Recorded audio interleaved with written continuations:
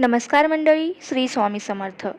लक्ष्मीपूजनाच्या दिवशी ज्यांच्या घरी ही कामे होतात तेथे अखंड लक्ष्मी नांदते. चला तर मग आपण जाणून घेऊया कोणती आहेत ती कामे. बघा, धनत्रयोदशीच्या दिवशी सुवर्ण किंवा रुपयाची वस्तू खरेदी करणे शुभ मानले जाते. पण त्याआधी घरात स्वच्छता आणि पवित्रता राखणे अत्यंत शुभ असते. घराच्या प्रत्येक कोपऱ्यातून नकारात्मक ऊर्जा दूर करून लक्ष्मी देवीला आमंत्रण देण्याची हीच तर खरी सुरुवात असते. 2.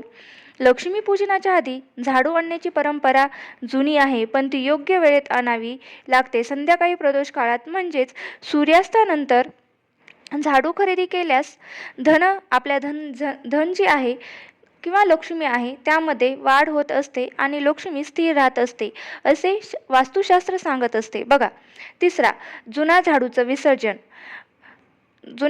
विसर्जन करणे हे सुद्धा नियमबद्ध असते. हा झाडू चुकून सुद्धा कचऱ्यात फेकू नये.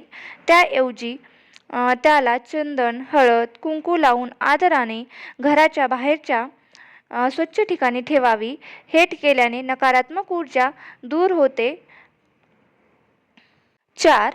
लक्ष्मीपूजनाच्या दिवशी नवीन झाडू खरेदी केल्यानंतर तो ताबडतोब वापरू नये. प्रथम तो देवीसमोर ठेवून त्याला हळद, कुंकू, फुलांनी पुजावे आणि नंतर तो वापरायला सुरुवात करावी. 5. धनतेरसच्या दिवशी खरेदीसाठी लोखंडी वस्तू टाळाव्यात, कारण त्या शनी ग्रहाशी संबंधित असतात. त्याऐवजी पितळ, चांदी, तांबे, कांस्य यांसारख्या वस्तू खरेदी कराव्यात, कारण त्या लक्ष्मीला प्रिय असतात. 6.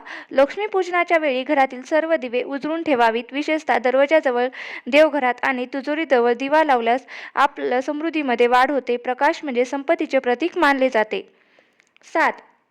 लक्ष्मीपूजनाच्या वेळी स्त्रिया एक चूक करतात, ती म्हणजे पूजा संपल्यावर लगेच वस्तू हलवणे. पण हे टाळावे, कारण लक्ष्मी देवीच्या ऊर्जेला स्थिर होण्यासाठी काही वेळ लागत असतो.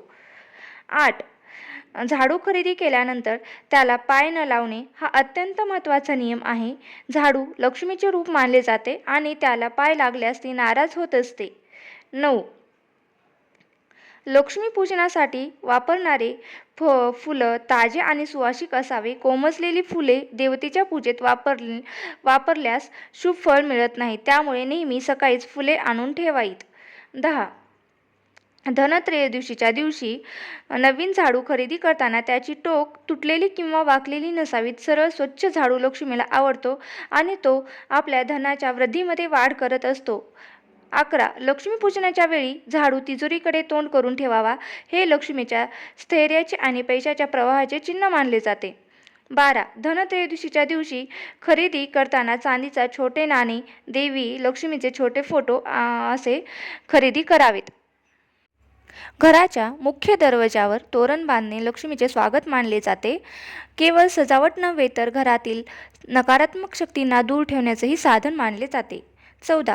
लक्ष्मीपूजन करताना स्त्रिया बहुतेक वेळा जुना झाडू वापरतात, पण तो बदलणे हेच खरे पूजनाचे लक्षण आहे. जुना झाडू लक्ष्मीचा अपमान केला जातो. 15. नवीन झाडू आणताना त्यावर हळद, कुंकू आणि अक्षता लावून ओम श्री महालक्ष्मी नमः हा मंत्र म्हणावा. त्यामुळे झाडू पवित्र होतो आणि घरातील नकारात्मक शक्ती दूर होत असते. 16. लक्ष्मीपूजनाच्या आधी तिजोरी साफ करणे आणि तिला गंध, फुलं, अक्षता, अगरबत्ती, धूप, दीप अर्पण करणे ही समृद्धीची सुरुवात असते. 17. पूजा केल्यानंतर लक्ष्मीच्या समोर ठेवलेला झाडू देवतांच्या पूजास्थानात ठेवू नये. तो स्वतंत्र ठेवावा, कारण तो घराची रक्षण शक्ती आहे. 18. लक्ष्मीपूजनाच्या दिवशी स्त्रिया कपडे निवडताना हलक्या रंगाचे परिधान करावेत. विशेषतः गुलाबी, पिवळा किंवा पांढरा किंवा लाल रंग शुभ मानला जातो. 9.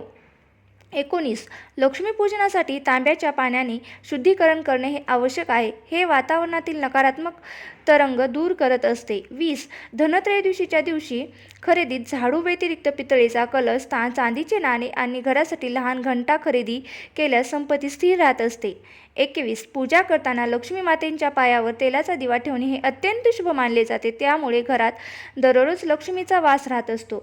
22. लक्ष्मीपूजनानंतर झाडू ठेवताना त्याचा मुख्य दरवाजाकडे नसावा. असे केल्यास घरातून लक्ष्मी निघून जात असते असे मानले जाते. 23. लक्ष्मीपूजनाच्या रात्री सर्व दिवे विझू नयेत, कारण अंधार म्हणजे दारिद्र्य. घरात थोडा प्रकाश कायम ठेवावा. लक्ष्मीपूजनानंतर दुसऱ्या दिवशी सकाळी उठून घर झाडण्यापूर्वी देवीला नमस्कार करून झाडू वापरावा. 25. धनत्रयोदशीच्या दिवशी खरेदीसाठी पैसे खर्च करताना कधीही मनात दुःख ठेवू नये. आनंदाने केलेली खरेदीच लक्ष्मीला प्रिय असते. 26.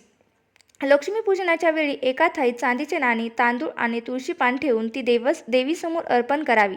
27. पूजनानंतर केलेल्या प्रसादाचे वाटप घरातील सर्वांना समान करावे, कारण हे धनवितरणाचे प्रतीक आहे. 28. झाडूवर कधीही पाय ठेवू नये किंवा तो जमिनीवर उलटा ठेवू नये. असे केल्यास लक्ष्मीची कृपा ही कमी होत असते. 29. लक्ष्मीपूजनाच्या वेळी स्त्रिया सजावट करताना घंटा, तोरण आणि रांगोळी वापराव्यात. या वस्तू आपली घरातील सकारात्मक ऊर्जा वाढवत असतात. 30. पूजा संपल्यानंतर झाडू देवतांच्या पायाशी ठेवू नये, तर घराच्या दक्षिण-पश्चिम कोपऱ्यात ठेवावा.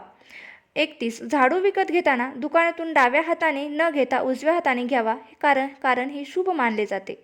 32. धनत्रयोदशीच्या दिवशी महिलांनी घरातील सर्व धान्य भरलेले ठेवावे, कारण रिकामे डबे म्हणजेच रिकामी समृद्धी असते. 33. लक्ष्मीपूजनाच्या वेळी सुगंधित अगरबत्ती व धूप वापरणे लक्ष्मीला आकर्षित करत असते. 34.